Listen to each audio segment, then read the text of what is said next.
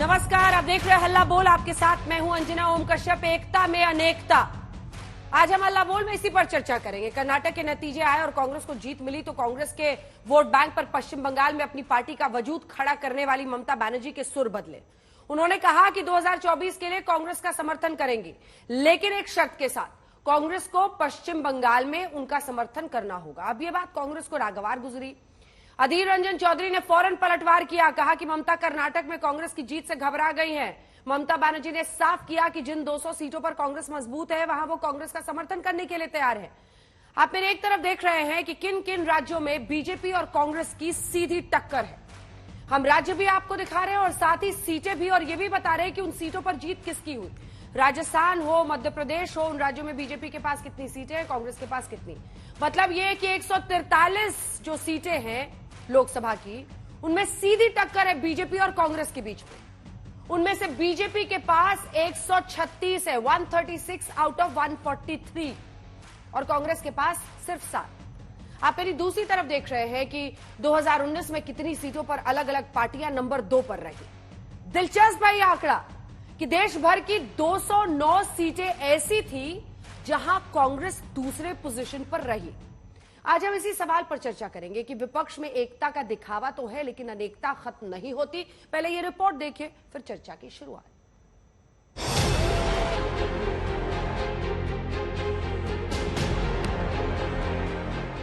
कर्नाटक का कौन बनेगा मुख्यमंत्री? अभी कर्नाटक के सामने सीएम चेहरे की मुंह दिखाई बाकी ही है और इधर कांग्रेस की जीत पर विपक्ष दीवाना हो रहा है।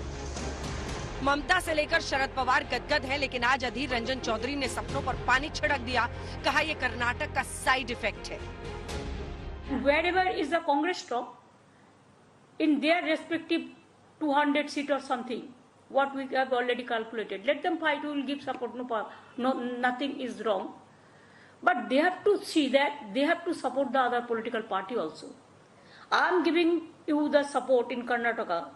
But you are fighting against me every day. It should not be the policy. Congress party की जीत हुई है। ममता बनर्जी को लगते हैं कि अभी कांग्रेस पार्टी के साथ किसी हालत में समझौता के बिना वो चल नहीं पाएगी। कर्नाटक के चुनाव के पहले कभी आप लोग ये सुना है कि ममता बनर्जी कह रही है कि कांग्रेस पार्टी को वोट दो, क्योंकि कर्नाटक में बीजेपी को हराने के लिए कांग्रेस को वोट देना जरूरी है? कभी कही होगी, सुने आपने? दरअसल ममता बनर्जी ने कर्नाटक में कांग्रेस को मिली जीत के उल्लास में जो जिन सीटों पर ताकतवर है उन पर लड़े वाला फॉर्मूला दे दिया था। कांग्रेस नेता अधीर रंजन बंगाल से आते हैं, वहां 2024 की जंग में हथियार कैसे डाल देते कह दिया। कर्नाटक का इफेक्ट है। इसमें कटाक्ष भी था और जवाब भी, क्योंकि इससे पहले कांग्रेस को ममता शक की निगाह से देखती आई हैं। पहले सुनिए ममता ने जो कांग्रेस की 200 मजबूत सीटों पर 2024 के लिए रणनीति रखी थी। Wherever is the Congress top, in their respective 200 seat or something, what we have already calculated, let them fight. We will give support. No, nothing is wrong, but they have to see that they have to support the other political party also. ममता ही नहीं, आज UP के पूर्व मुख्यमंत्री अखिलेश यादव ने कहा कि लातों के भूत बातों से नहीं मानते, विपक्षी एकता की कोशिशों पर काम हो रहा है। इस लोकतंत्र में कुछ लोग लातों के भूत बातों से नहीं मानते। ये जो पुरानी कहावत है कि लातों के भूत बातों से नहीं मानते, शायद उन किन्नरों ने ये संदेश दिया है। इससे पहले भी उल्लास का संचार कर्नाटक की जीत से महाराष्ट्र तक पहुंचा था। महाराष्ट्र विकास अघाड़ी की बैठक शरद पवार के घर हुई थी। उद्धव ठाकरे भी गए। 2024 के लिए विपक्ष समा बांधने में जुट गया। शरद पवार ने कहा कर्नाटक चुनाव के नतीजों ने एक रास्ता दिखाया। इस तरह की एक शक्ति दिखा सकती है बीजेपी के खिलाफ, और कई राज्यों में लाइक माइंडेड कार्यपार्टी मिनिमम कॉमन प्रोग्राम पर सामने जाकर लोगों के सामने एक अल्टरनेटिव दे सकते हैं। कर्नाटक तो झांकी है और पूरा हिंदुस्तान बाकी है, पूरा देश बाकी है। कर्नाटक ने एक ऐसा दरवाज़ा खोल दिया है देश के लिए कि कर्नाटक की सामान्य जनता ने दिखाया है कि यहाँ की सामान्य जनता, देश की सामान्य जनता तानाशाही का पराभव कर सकती है, पराजित कर सकती है। यही कर्नाटक का फार्मूला पूरे देश में लागू हो। मोदी जी का करिश्मा खत्म हो गया। लोगों को न उनका मुखौटा पसंद आ रहा है, ना उनकी बात पसंद आ रही है। विपक्षी एकजुटता की सबसे ज्यादा कोशिशें करने वाले नीतीश कुमार हाल ही में उद्धव ठाकरे से मिले थे। मोदी सरकार पर दोनों ने मिलकर हमला बोला था। हम लोग चाहते हैं कि पूरे देश में अधिक से अधिक पार्टियां एकजुट हों और मिलकर के हम लोग लड़ेंगे।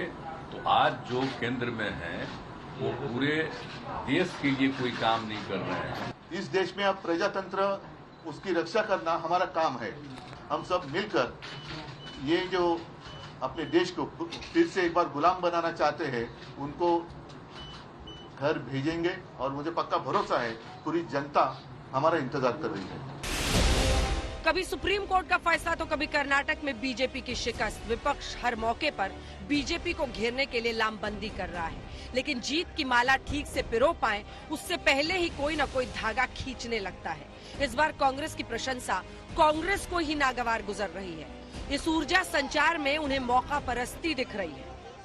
ममता बनर्जी को लगते हैं कि अभी कांग्रेस पार्टी के साथ किसी हालत में समझौता के बिना वो चल नहीं पाएगी। आज तक ब्यूरो। तो देखा आपने किस तरह से एकता तो है लेकिन उसमें जो अनेकता है वही पार नहीं पा रहा है पूरा विपक्ष। इससे पहले कि हम चर्चा की शुरुआत करें, कुछ दिलचस्प आंकड़े आपको बताते हैं क्योंकि सीट शेयरिंग की बात हो रही है। 200 सीटों का जिक्र ममता बनर्जी ने भी किया, जहां पर कांग्रेस मजबूत है देश में। ऐसे में हम आपको सबसे पहले दिखा रहे हैं कि जो लोकसभा सीटें हैं राज्यों की, जहां पर बीजेपी वर्सेस कांग्रेस सीधी टक्कर है। राजस्थान में 25 सीटें हैं जहां पर 24 बीजेपी को चली गई। मध्य प्रदेश में जहां 29 है 29 सीट्स, वहां 28 सीटें बीजेपी को चली गई 2019 में। जहां सीधा मुकाबला हिमाचल प्रदेश की 4 सीटों पर है, वहां से 3 सीटें बीजेपी को चली गई। उत्तराखंड 5 की 5 सीटें चली गई भारतीय जनता पार्टी को। असम में 14 सीटें हैं, यहां पर लेकिन 9 सीटें गई बीजेपी को, तो 3 सीटें कांग्रेस पार्टी को चली गई हैं। ऐसे ही हरियाणा में 10 सीट बीजेपी को चली गई, जहां कांग्रेस और बीजेपी की सीधी टक्कर है। 25 सीटें चली गई कर्नाटक में 28 में से। गुजरात की 26 सीटें बीजेपी को चली गई। गोवा में 2 में से 1 सीट बीजेपी को। कुल देखिए आप तो 143 सीटें हैं जहां सीधा मुकाबला है, उसमें 136 सीटें बीजेपी को चली गई और 7 सीटें कांग्रेस पार्टी। लेकिन जब और भी बहुत सारे प्लेयर्स आ जाते हैं कुछ राज्यों में, तब क्या हाल होता है? तो हमने ये आंकड़ा निकाला कि नंबर 2 पर लोकसभा चुनाव में 2019 में नंबर 2 पर कौन रहा? सीट तो हारी लेकिन नंबर 2 पर रहा अन्य पार्टियों के मुकाबले। तो 209 ऐसी सीटें हैं देश में जिसमें कांग्रेस पार्टी नंबर 2 पर रही। जिन सीटों को बीजेपी हारी उनमें से 72 सीटों पर वो नंबर 2 पर थे। समाजवादी पार्टी 31 सीटों पर, बीएसपी 27 सीटों पर। इसी के साथ जो अगला आंकड़ा हम आपको देख रहे हैं, ये देखिए एक बार फिर से जल्दी से। और इसीलिए कांग्रेस का स्टेक, और यही 200 सीटों की बात ममता बनर्जी कर रही थी। टीएमसी 19, एनसीपी 15 पर नंबर 2 पर, और बीआरएस नंबर आप देख रहे हैं 7 सीटें थी जिस पर वो नंबर 2 पर थे। इसीलिए कौन कितनी सीटें जीत सकता है ये बात किसी से छिपी नहीं है। लेकिन क्या कांग्रेस पार्टी का नेतृत्व विपक्ष एकजुट होकर मानने को तैयार है, स्वीकारेगा? इसी पर चर्चा कर रहे हैं। गौरव भाटिया जी राष्ट्रीय प्रवक्ता बीजेपी के हमारे साथ जुड़ गए। संजय निरुपम जी प्रवक्ता कांग्रेस पार्टी के, जूही बिस्वास प्रवक्ता टीएमसी के हमारे साथ जुड़ गई हैं। गौरव भाटिया जी, सबसे पहले आपके साथ शुरुआत करते हुए, कर्नाटक की जीत के बाद पूरे विपक्ष में एक नई ऊर्जा है, वो ताकत झोंक रहे हैं। और ममता बनर्जी ने खुद ही स्वीकारा कि 200 से ज्यादा सीटें हैं जहां पर कांग्रेस पार्टी को लड़ने देना चाहिए, वहां पर अन्य विपक्षी दल उनका मुकाबला नहीं करे। तो ऐसे में क्या उनकी उम्मीद बढ़ती नहीं? और अगर उनकी बढ़ती है तो आपके लिए झटका है?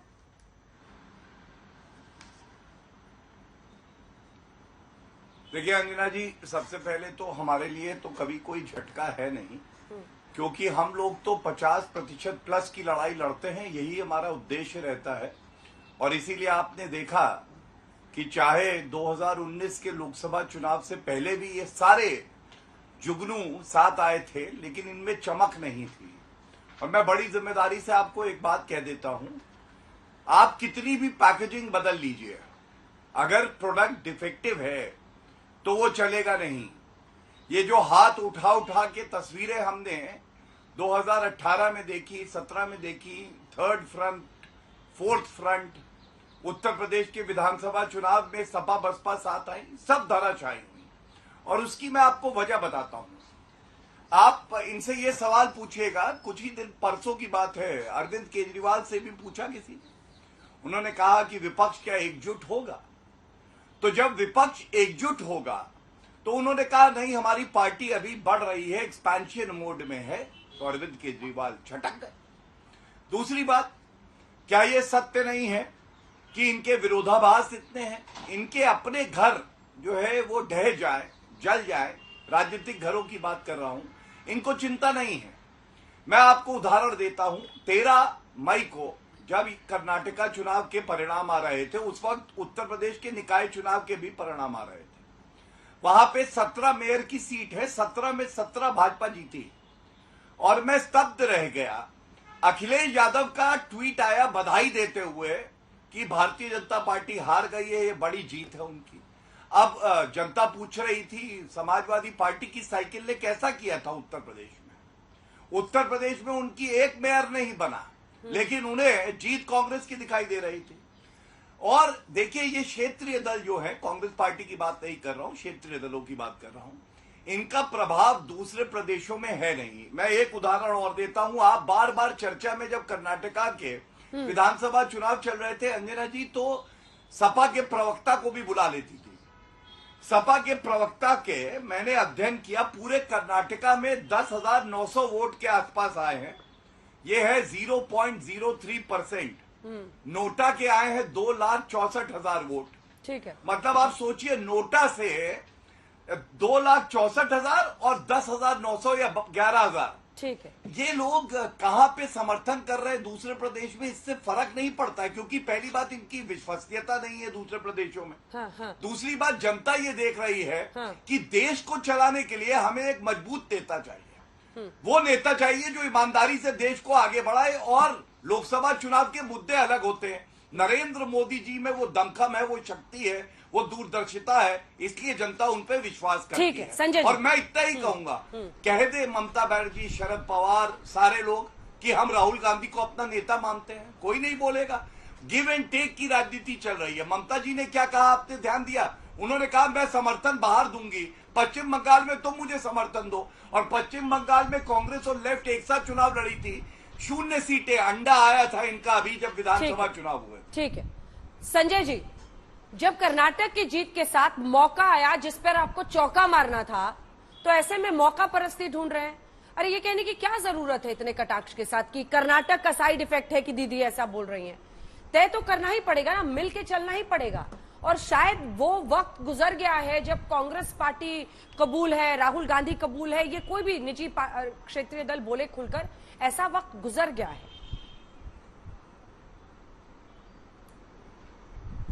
देखिए, सबसे पहली बात तो यह है कि कर्नाटक में कांग्रेस पार्टी को जो एक जबरदस्त सफलता मिली है, उसकी जो प्रतिध्वनि है वो अपोजिशन के, विपक्ष के तमाम नेताओं के बीच बहुत ही सकारात्मक दृष्टिकोण से हो रही है।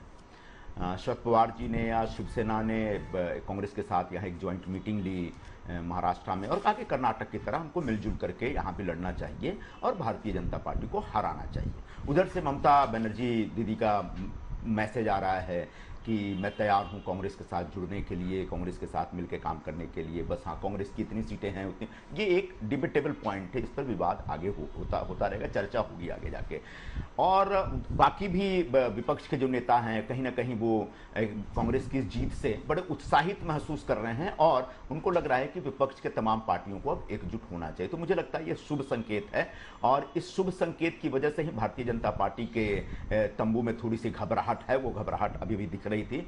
तो ये घबराहट से थोड़ा उन लोग परेशान रहेंगे, लेकिन हमारे लिए एक अच्छी बात है। बगैर विपक्ष को एकजुट किए, बगैर विपक्षी पार्टियों को एक मंच पर आए भारतीय जनता पार्टी को लोकसभा चुनाव में आप नहीं रोक सकते। अब रह गई बात कि इसके ऊपर इसका फार्मूला क्या होगा, तो निश्चित तौर पर सबसे पहले मन से सबको तैयार होना पड़ेगा कि हाँ हम सबको एकजुट होना पड़ेगा, और एकजुट होकर के एक साथ एक ही मोर्चा बना करके, जो नीतीश कुमार जी बार बार कहते हैं और मेरे ख्याल से नवीन पटनायक जी ने भी पिछले दिनों ये बात कही कि भाई कोई तीसरा मोर्चा नहीं होगा, एक ही विपक्ष का मोर्चा होगा, यानी उसी मोर्चे के अगेंस्ट भारतीय जनता पार्टी को लड़ना होगा। तो जिस दिन विपक्ष के तमाम पार्टियां कांग्रेस और कांग्रेस के साथ जो अलग अलग राज्यों में जो हमारे क्षेत्रीय दल हैं जिनकी अपनी ताकत है, उस ताकत को कोई मना नहीं कर रहा है, उस ताकत को कोई इग्नोर भी नहीं कर सकता। उनकी ताकत है, उस ताकत को हम स्वीकार करते हैं और उस ताकत के साथ अगर तमाम विपक्षी क्षेत्रीय दलों के साथ कांग्रेस पार्टी का एक बड़ा गठबंधन होता है तो निश्चित तौर पर अपने अपने राज्यों में क्षेत्रीय दल बीजेपी को रोके कांग्रेस के साथ हाथ मिला करके, और जहां कांग्रेस और बीजेपी की डायरेक्ट लड़ाई है वहां पर हम बीजेपी को रोकने का प्रयत्न करेंगे। निश्चित तौर पर पिछले 2 चुनावों में हम नहीं रोक पाए, ये भी एक सच है, लेकिन आने वाले दिनों में हम रोकेंगे।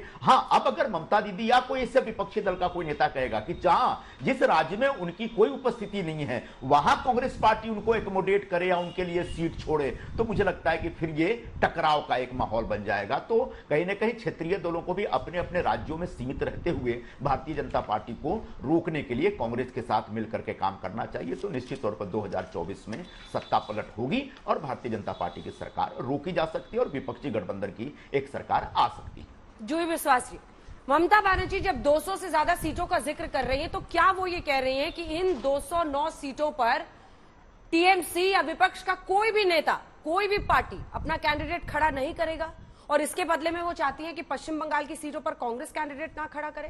क्या कह रही है वो? जी अंजना जी, हम लोगों का साफ कहना है, ममता बनर्जी दीदी ने जो साफ कही है कि देखिए 2024 की जो लड़ाई है ये परिवर्तन की लड़ाई, देश के जनता के साथ ये बीजेपी के खिलाफ, बीजेपी के अपशासन के खिलाफ ये लड़ाई है। सबको एक साथ एकजुट होकर लड़ना पड़ेगा ताकि बीजेपी के खिलाफ जो वोट है वो वोट विभाजित ना हो। आज हम लोगों का मोटिव यही नहीं है कि देखिए यहाँ पर कांग्रेस भी लड़ रहा है, बंगाल में सीपीएम भी लड़ रहा है और टीएमसी भी लड़ रहा है और बीजेपी के खिलाफ जो वोट है वो डिवाइड हो रहा है। हम लोग बोल रहे हैं जो क्षेत्रीय दल जहाँ पे मजबूत है उसी को बीजेपी के खिलाफ लड़ाई होना चाहिए। कांग्रेस जहाँ पे मजबूत है कांग्रेस को लड़ना चाहिए ताकि फाइट 1:1 हो। बीजेपी के खिलाफ जो भी फाइट है 1:1 होना चाहिए ताकि ये वोट विभाजित करके बीजेपी को फायदा ना मिले। ये ममता दीदी की आज की बात नहीं है, ये कर्नाटक दादा कह रहे हैं कि ये कर्नाटक का साइड इफेक्ट है कि ममता दीदी को ये सब समझ में आ गया है, वरना पहले तो शक की निगाह से हमेशा कांग्रेस को देखती थी। अंजना जी, मैं ये पहली बार आपके चैनल में नहीं आई, मैंने बहुत बार इससे पहले भी आई हूँ और हमारे दल की जो स्टैंड है, हमारे टीएमसी की जो स्टैंड है, मैंने पहले भी आपको बताई कि देखिए ये जो दीदी की कहना है कि जो क्षेत्रीय दल जहाँ पे मजबूत है उसको बीजेपी के खिलाफ लड़ना चाहिए, ये पहली बात दीदी नहीं बताई, ये कर्नाटक रिजल्ट की बात नहीं बोली, ये पहले भी ममता दी बोली है कि जो क्षेत्रीय दल जहाँ पर मजबूत है उसको बीजेपी के खिलाफ लड़ना चाहिए और सबको एकजुट होकर लड़ना चाहिए। संजय जी, क्या कांग्रेस में टीएमसी के खिलाफ आपका कोई कैंडिडेट नहीं खड़ा होगा, इस तरह की सहमति बन सकती है? आप नहीं खड़ा करेंगे बंगाल में कोई कैंडिडेट टीएमसी जहां पर लड़े?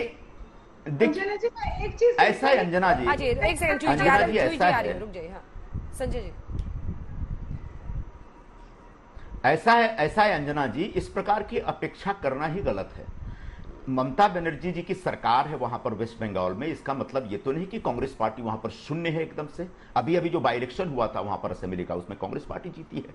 तो निश्चित तौर पर ममता दीदी को अपना दिल बड़ा करके कांग्रेस को कुछ सीटें, कांग्रेस के लिए कुछ सीटें छोड़नी पड़ेगी, कांग्रेस के साथ हाथ मिलाना पड़ेगा और कांग्रेस के लिए कांग्रेस के साथ एक गठबंधन बनाना पड़ेगा। उसमें अगर लेफ्ट को साथ में लेना चाहते हैं तो वाम मोर्चा के उम्मीदवारों के लिए भी उनको जगह छोड़ना पड़ेगा। हाँ, उनके नेतृत्व में वो एक बड़ा दल है, एक सत्तारूढ़ दल है, तो उनके नेतृत्व में एक चुनाव लड़ा जा सकता है। बिल्कुल उसी तरह से उत्तर प्रदेश में आज से 9 साल पहले हमारे 23 सांसद हुआ करते थे। तो क्या आज ठीक है हमारे पास एक सांसद है, मान लिया पिछले 2 चुनाव से हमारे बहुत सारे कैंडिडेट हार रहे हैं, लेकिन इसका अर्थ ये तो नहीं कि उत्तर प्रदेश को हम पूरी तरह से समाजवादी पार्टी या बीएसपी के लिए छोड़ दिया जाए। तो निश्चित तौर पर समाजवादी पार्टी के नेतृत्व में एक गठबंधन बन सकता है जिसमें कांग्रेस और बाकी जो अपोजिशन की पार्टियां हैं वो मिलकर के चुनाव लड़ सकती हैं। ऐसी अगर भूमिका अलग अलग राज्यों के क्षेत्रीय दलों के, जिस तरह से हम लोग महाराष्ट्र में कर रहे हैं, ऐसी भूमिका अगर तमाम क्षेत्रीय दल अपने अपने राज्यों में कांग्रेस के साथ मिलकर के बनाएंगे तो एक बहुत ही कोहेसिव किस्म का एक गठबंधन तैयार होगा, एक ऐसा मोर्चा तैयार होगा, और वो मोर्चा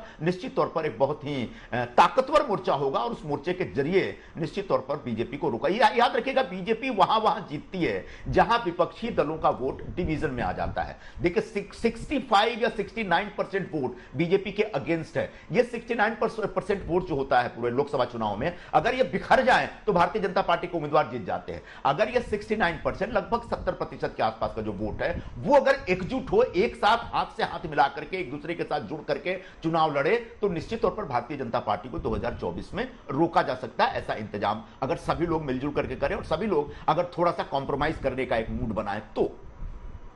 जवाब दीजिए जूही जी, इसके बाद आ रही हूँ गौरव जी। हाँ जूही जी। प्रॉब्लम है कांग्रेस के एटीट्यूड की। ये कांग्रेस हमेशा अपने आप को बॉस मानते हैं, तो ये एटीट्यूड चेंज करना पड़ेगा उनको।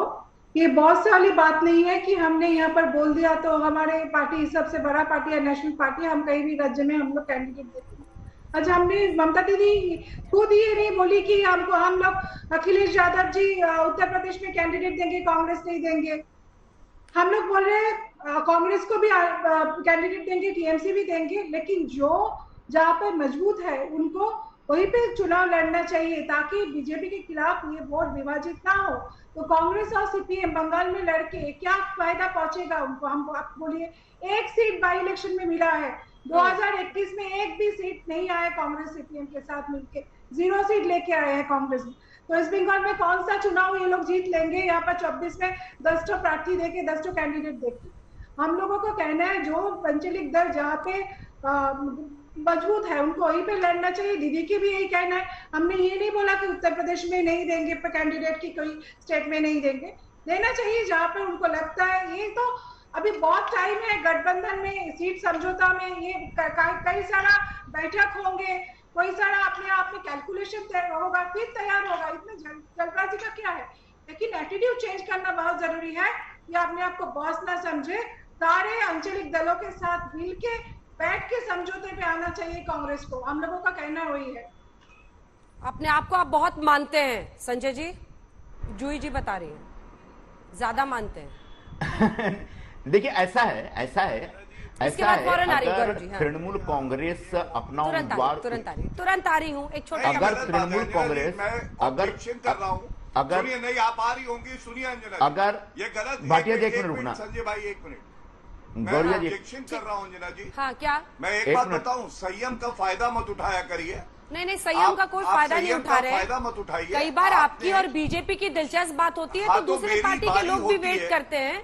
लेकिन मैं एक छोटा 2 लाइन का कमेंट लेके फौरन गौरव जी आपके पास आया। तो आप संख्या के आसार नहीं, अंजना जी देखिए, मैं अपनी बारी का इंतजार कर रहा हूँ। 1 मिनट, दोनों व्यक्तियों गौरव भाई 1 मिनट सुनिएगा। भारतीय जनता पार्टी का मुझे उत्तर देने का मौका मिलना चाहिए और संजय भाई बोलने के लिए स्वतंत्र है। बिल्कुल बिल्कुल इसके बाद में फौरन आपके पास आ रही हूँ, का इस्तेमाल नहीं करूंगा, लेकिन ये गलत बात है, फौरन आ रही हूँ, गलत बात है। संजय जी 2 लाइन, सारे व्यूअर्स देख रहे हैं, आप अपने आप को बहुत ज्यादा मानते हैं, वो कह रही है। मैं सिर्फ इतना तृणमूल कांग्रेस की जो हमारी प्रवक्ता वहां पर उपस्थित है उनको सिर्फ याद दिलाना चाहूंगा कि अगर आप ये कहते हैं कि हम उत्तर प्रदेश में अपना कोई उम्मीदवार खड़ा नहीं करेंगे और समाजवादी पार्टी को सपोर्ट करें, इसका कोई अर्थ नहीं, क्योंकि उत्तर प्रदेश में आपका कोई वजूद नहीं है। राजस्थान में, मध्य प्रदेश में आप कहेंगे कांग्रेस को हम समर्थन दे रहे हैं, अपना कोई उम्मीदवार नहीं खड़ा करेंगे क्योंकि लेकिन क्योंकि हम समर्थन दे रहे हैं, क्योंकि लेकिन आपका कोई वजूद ही नहीं वहां पे। तो जहां आपका वजूद नहीं है वहां पर चुनाव न लड़के, जहां वजूद है बिल्कुल वहां पर कांग्रेस से हाथ मिला के लड़ना चाहिए, ऐसा आग्रह होगा। मैडम बीच में नहीं, गौरव जी, अब आज तीसरा दिन मुझे लगता है कि हो रहा है। शनिवार को रिजल्ट्स आए थे, संडे, मंडे, ट्यूसडे, तीसरा दिन अभी से ही मामला फ्रिक्शन का शुरू हो चुका है।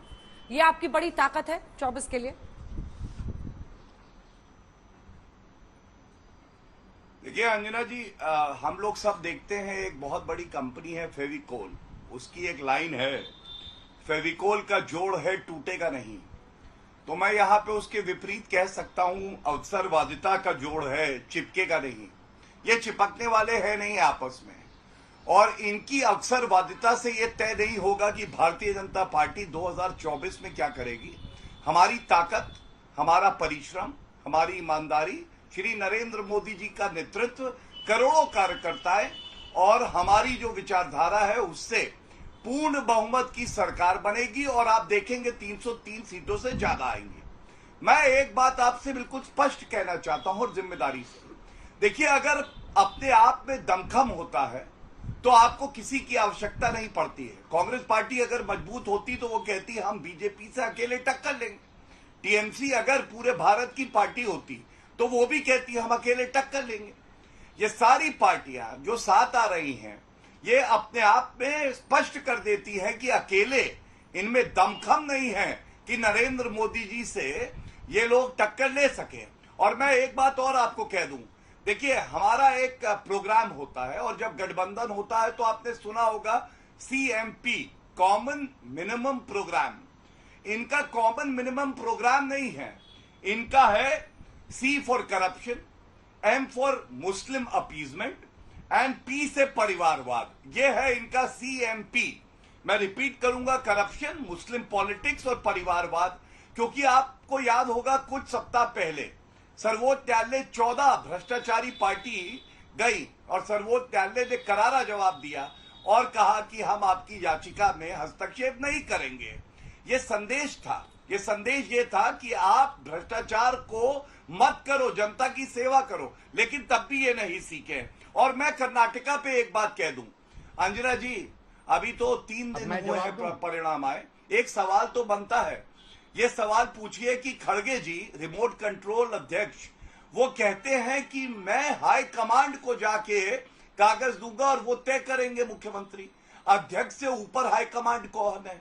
अधीर रंजन चौधरी का बयान चल रहा था, वो कह रहे थे कर्नाटका को हम राजस्थान नहीं होने देंगे, मतलब राजस्थान में कुछ गलत किया। और राजस्थान में ये जो अभी ध्वनि की बात कर रहे थे कि एक ध्वनि निकल रही है, ध्वनि तो ये आ रही है, सचिन पायलट कह रहे हैं कि इस बार मैं पदयात्रा नहीं आंदोलन करूंगा। आप मुझे बताइए कांग्रेस पार्टी के अलावा कोई पार्टी ऐसी है जिसकी अपनी सरकार है और उसके खिलाफ उसी का एक वरिष्ठ नेता पदयात्रा कर रहा है कि तुमने वादे पूरे नहीं किए?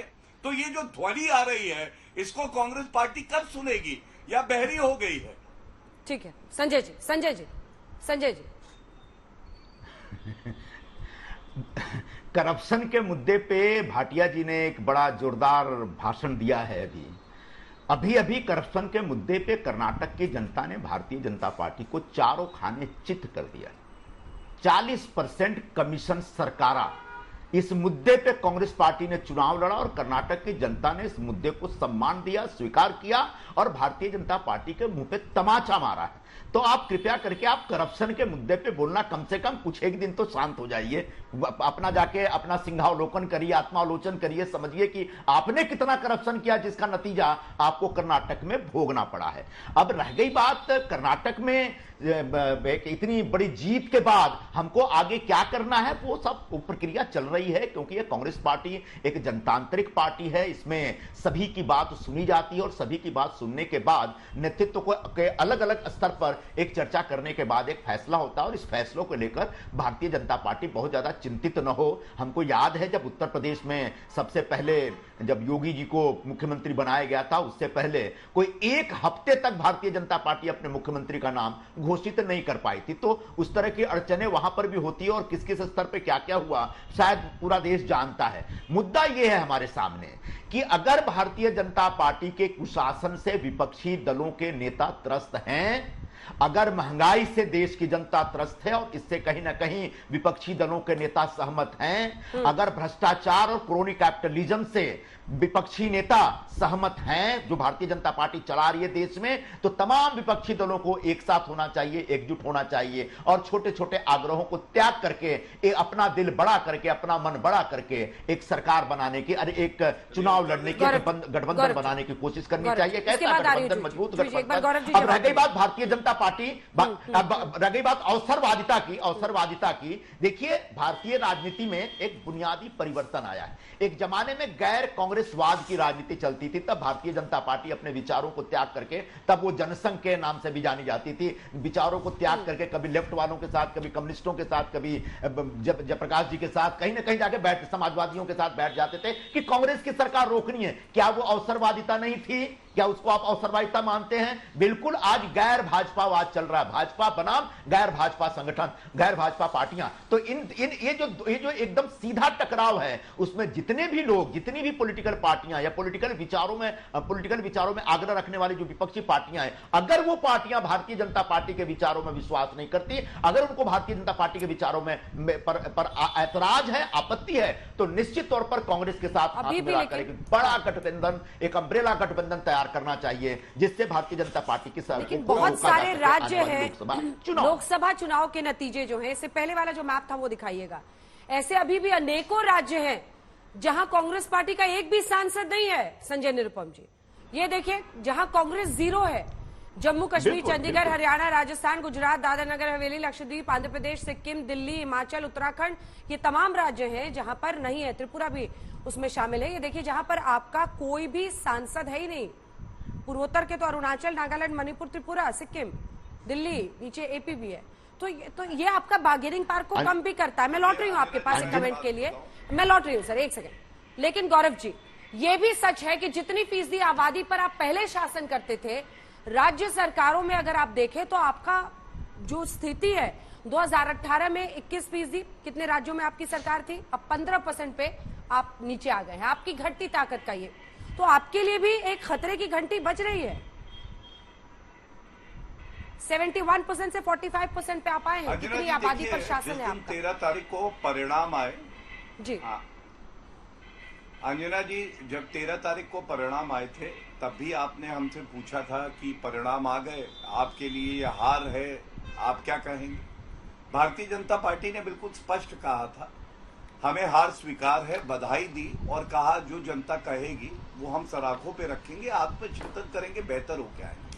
हमने मीडिया को गोदी नहीं बताया, हमने राहुल गांधी की तरह विदेशी धरती पे या भारत की धरती पे ये नहीं कहा लोकतंत्र खत्म हो गया है।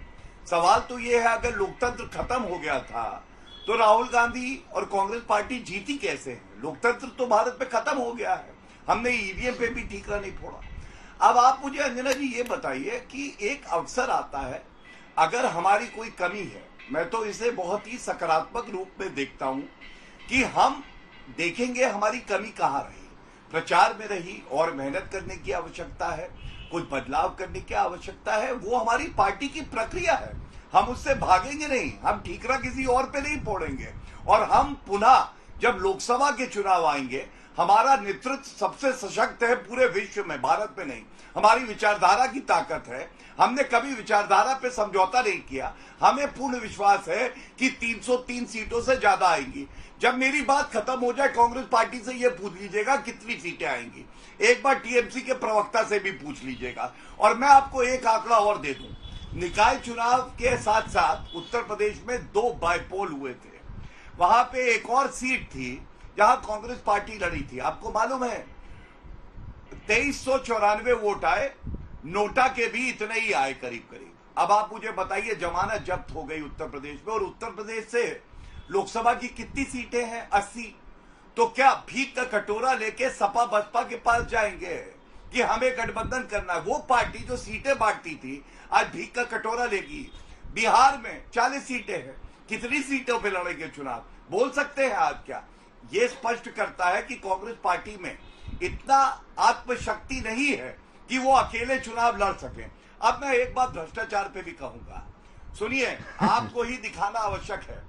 ये ट्वीट है राहुल गांधी का वक्तव्य, ममता बनर्जी के लिए क्या कहा राहुल गांधी ने, देखिए। वो कहते हैं, Sharda scam happened, it was one of the biggest scam in the country, yet Mamata ji did not even utter a word. Mamata ji चुप रही, शारदा स्कैम सबसे बड़ा घोटाला है।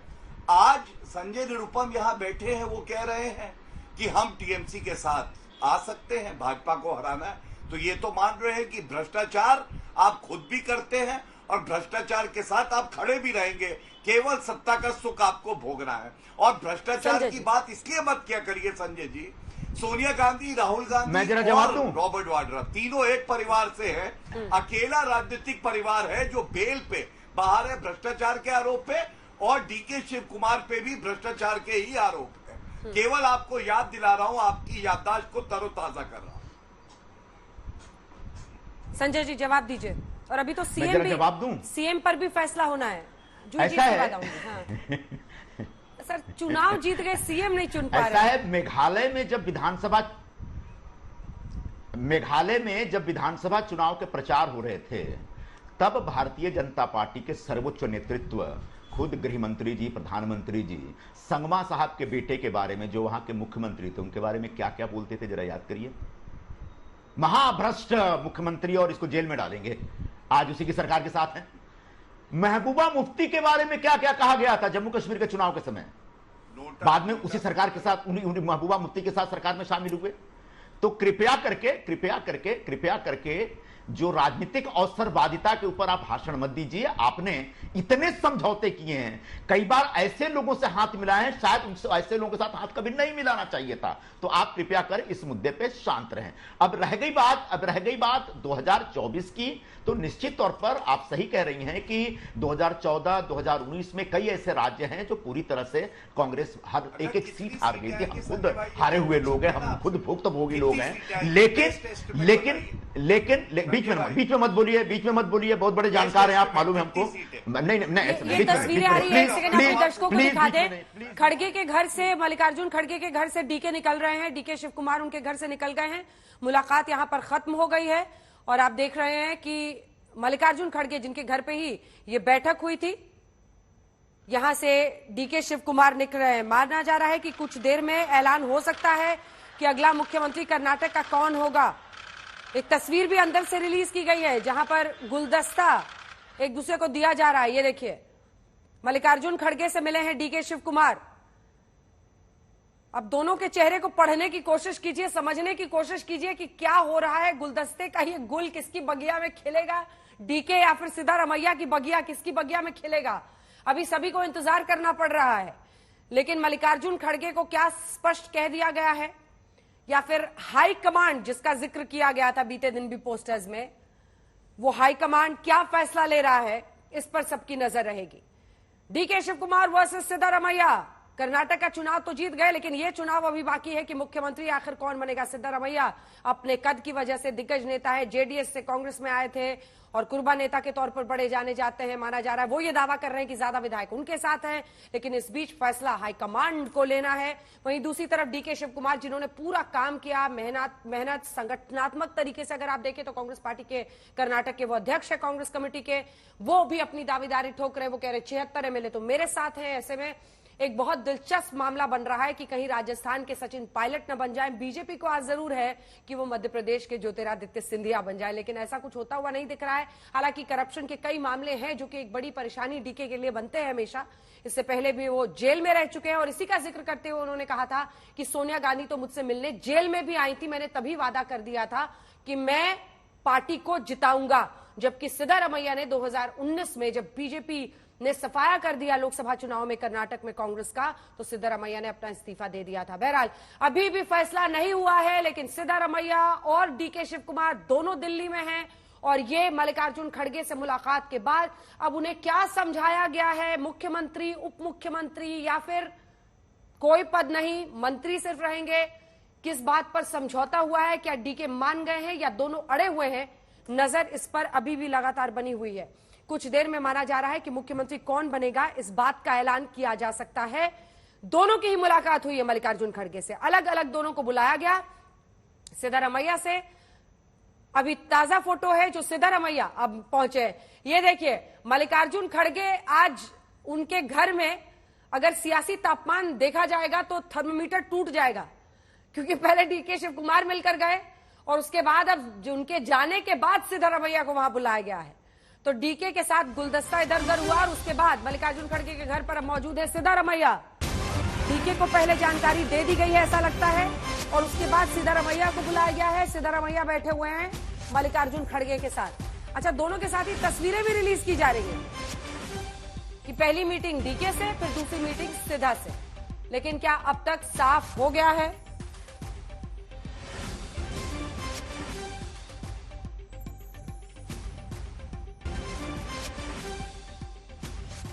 ये बड़ी खबर इस वक्त की हम आपको बता रहे हैं। पहले डीके शिव कुमार से मीटिंग हुई मल्लिकार्जुन खड़गे के घर पर, अब सिद्धारमैया गए हैं। दोनों बारी बारी से पहुंच रहे हैं मल्लिकार्जुन खड़गे के घर।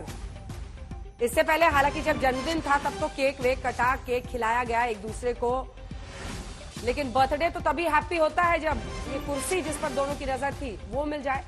लेकिन क्या डीके के लिए वो मुश्किल ही रहेगा? अभी इस बात का इंतजार है। संजय जी, आप अपनी बात जरूर कहिए, लेकिन एक छोटी सी टिप्पणी इस पर भी कर दीजिए। इसी के कहते हैं मतलब जीत कर भी अब मामला ऐसा हो रहा है कि एक को आपको संभालना पड़ेगा, और ये मामला गंभीर है। मुझे पता है कि बीजेपी के भी राज्यों में बहुत मुश्किल होती है, लेकिन अंततः वहां पर कोई ऐसे रिवोल्ट करने सड़क पर नहीं निकलता है जैसा कि हमने राजस्थान में सचिन पायलट को करते देखा है। वो अब आंदोलन की चेतावनी दे रहे हैं यात्रा करने के बाद। पंजाब में सर आपकी पूरी राज्य सरकार इसी पर भेंट चढ़ गई। सिद्धू वर्सेस कैप्टन जो आपकी लड़ाई चलती थी, उसकी वजह से सिद्धू अड़े रहे। कांग्रेस का आपने उनको अध्यक्ष भी बनाया, मुख्यमंत्री पद की उनकी लालसा ऐसी थी कि कैप्टन को नाराज किया आप लोगों ने। कैप्टन वापस अब बीजेपी में चले गए। तो ये मामला गंभीर है जो हम ओल्ड रैंक और न्यू रैंक में देखते हैं कांग्रेस में, और आप उसका हल नहीं खोज पा रहे हैं। मैं जवाब दूं अंजना जी? जी जी जी। ऐसा है, एक कांग्रेस पार्टी में एक बहुत ही स्थापित एक प्रक्रिया है, व्यवस्था है कि जब भी चुनाव होते हैं तो विधायक दल की एक बैठक होती है और विधायक दल का नेता विधायक मिलकर तय करते हैं। ऐसे विधायकों की मीटिंग जिस दिन रिजल्ट आया उसके दूसरे दिन बेंगलुरु में हुई और तमाम विधायकों ने मिलकर कहा कि हमारे जो कांग्रेस के अध्यक्ष हैं खड़गे जी, वो तय करेंगे कि विधायक दल का नेता कौन होगा। उसके बाद खड़गे जी ने 3 बड़े नेताओं को एक पर्यवेक्षक के तौर पर नियुक्त किया और उनको बताया कि आप जितने भी हमारे विधायकगण हैं उन लोगों की एक राय लीजिए। उन लोगों की राय लेकर के उन्होंने उनकी जो राय है वो अध्यक्ष के समक्ष रख दिया और उसके बाद से लगातार पिछले 2-3 दिनों से इस प्रकार की चर्चा चल रही है अलग अलग स्तर पर, जो सिद्धारमैया जी हों या शिव कुमार जी हों, दोनों से। तो आप कर्नाटक न तो पंजाब होगा न राजस्थान होगा, इतना आप मान के चल लीजिए, इतना आपको स्वीकार कर लेना पड़ेगा, क्योंकि कर्नाटक को हम थोड़ा देख रहे हैं। शिव कुमार जी ने बड़ा साफ साफ कहा है कि न तो मैं पार्टी को ब्लैकमेल करूंगा और नहीं पार्टी में रिवोल्ट करूंगा। सिद्धारमैया जी खुद एक बहुत ही धीर, गंभीर और बड़े वरिष्ठ किस्म के नेता हैं। तो इन दोनों लोगों के साथ मिलकर के बैठ करके पंजाब होगा, न राजस्थान होगा, न मध्य प्रदेश होगा। अभी मध्य प्रदेश का भी नाम ले लीजिए। बिल्कुल, हाँ, मध्य प्रदेश में नहीं होगा, आप चिंता मत करिए। भारतीय जनता पार्टी की जो उम्मीद टिकी पड़ी है कि मध्य प्रदेश हो जाए और राजस्थान हो जाए, ऐसा कुछ नहीं होगा। कर्नाटक में आने वाले दिनों में पूरे 5 वर्षों तक। ठीक है, गौरव जी, गौरव जी, गौरव जी, 15 सेकंड। हाँ, देखिए, मैं बधाई देना चाह रहा था। बधाई इसलिए कि सचिन पायलट और टीएस सिंह देव को अपना ट्रिपलेट भाई जल्दी मिलने जा रहा है और ये स्वीकार लिया कि राजस्थान में और पंजाब में कांग्रेस के नेता ही इन्हें ब्लैकमेल भी करते थे और रिवोल्ट भी करते थे। इससे बड़ा एडमिशन क्या हो सकता है? इसी के साथ हमें इस कार्यक्रम का अंत करना पड़ रहा है। आप तीनों का बहुत धन्यवाद। इन्हीं तस्वीरों के साथ आपको छोड़े जा रहे हैं मल्लिकार्जुन खड़गे, सबसे बड़े महत्वाकांक्षाओं के भंवर में इस वक्त अटे हुए हैं। डीके शिव कुमार से मिलकर अब आगे बढ़े हैं, सिद्धारमैया के साथ मुलाकात कर रहे हैं। दोनों से अलग अलग, दोनों सीएम बनना चाहते हैं। देखते रहिए आज।